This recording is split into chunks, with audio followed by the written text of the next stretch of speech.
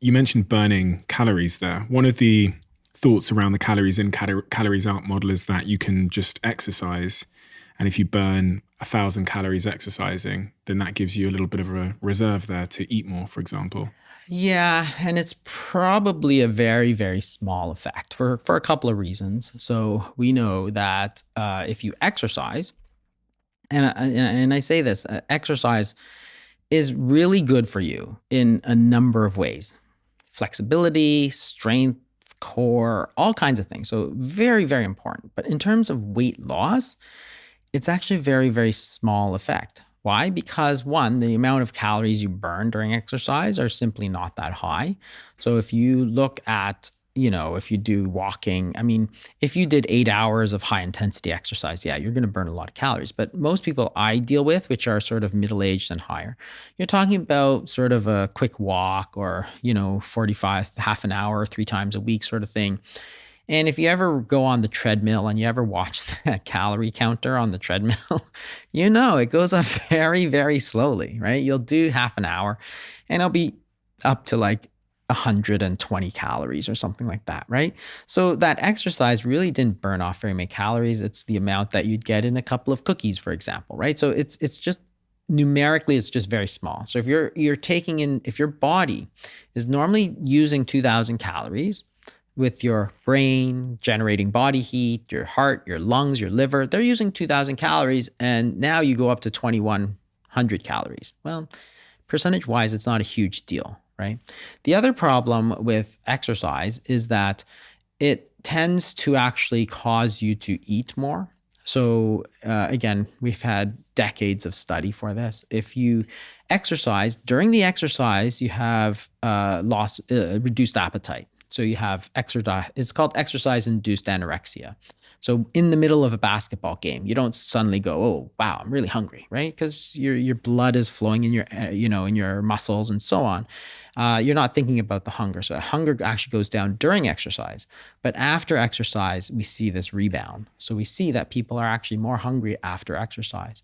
And if you're hungrier after exercise, it's going to cause you to tend to gain more weight. In fact, there's this very interesting study that was done a few years ago in Harvard where they measured the sort of calorie difference that you get with for children in certain activities. So they said, okay, what if a child is watching TV? What's the average caloric difference? And it was like plus 100 calories per hour. So for every hour of TV, they're sort of positive 100 calories over time, right? And that makes sense. You're just sitting there. When you look at mild exercise, it's about the same. It's about positive 100 calories. So the only way that happens is that if that exercise is causing you to eat more, right? And you say, well, why are you eating more? It's like, well, because you're hungry. Like the exercise is inducing you to eat more. And that's going to make it difficult to lose weight. You say in the book in chapter 4 that 95% of weight loss is diet.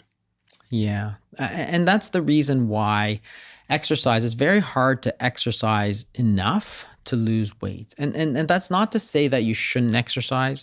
You really should exercise. Everybody should exercise.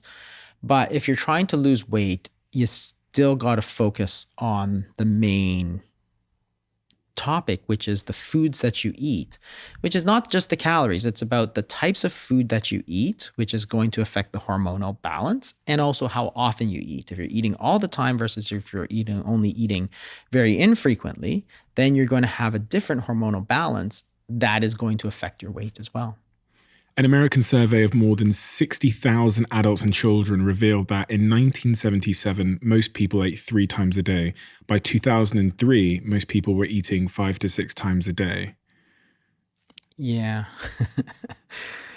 Yeah, this is the whole idea of sort of eating all the time. And this I find fascinating because it was this sort of inadvertent change in our diet that we never talked about, right? So in 1977, we told people eat lots of carbs, okay? So we know that that's in print.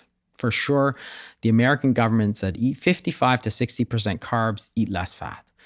What happened is that, in 1977, people ate breakfast, lunch, and dinner. No snacks. If you wanted an after school snack, your mom said, no, you're going to ruin your dinner. If you wanted a bedtime snack, your mom would say, no, you should have ate more at dinner, right? No problem. But what happened is that as we started to eat sort of a lot of carbs, what happened is exactly as what we discussed before. You eat 2 slices of bread in the morning with jam. You have no satiety, insulin spikes way up, glucose spikes way up, but then it crashes So you get because hungry again. then you get hungry at 10:30. So you go around looking for a low-fat muffin. And it was because your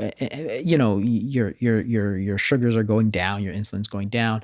So now you're eating mid-morning snack. Then you eat a big plate of pasta. Then you get ravenous at like 3 o'clock. So you go find yourself some crackers or something like that, right?